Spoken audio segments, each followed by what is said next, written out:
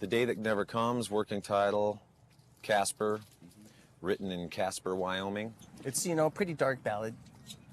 It's kind of a traditional sort of thing, you know, that we do with ballads. We lure you in with the softness of the ballady ways that it is. Good thing I'm wearing sunglasses because my eyes are rolling right now. And then we just come in and it's just crushing. We just flatten you. The subject matter is not really happy either. Right.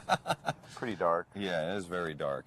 You know, lyrics came long later, but that had very different feels, lots of different feels along the way. Yeah, this song cycled through a lot of changes before we actually ended up with what we have now. Particularly the chorus went through a bunch of changes as well. We discovered, you know, we need to get back to a little more intricate picking, you know, picking with a melody within it, you know, a la Fade to Black, a la Sanitarium, things like that. So this ended up a little more of a picking within, or a melody within a picking, and just kind of writing it right there in the studio. I can remember the instrumental part of the back half of the song coming together fairly quickly when we were working on it.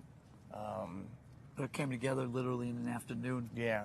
The tag, as we call it, which is 3.5 minutes long, longer than most songs. But the outro came together really quickly. And I don't know, some of these things just kind of write themselves, and some other things sit around for years and years, and you struggle with it, and you're just waiting for the right thing to happen. The vocal melody came pretty quickly, and it was just belonged. It belonged It just there. stuck from the gate.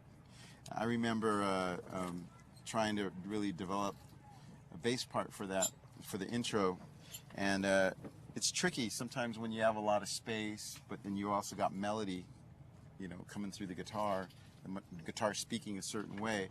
You got to figure out how to get your bass part in there between Lars's kick drums and snares, and then the notes that James is picking on there.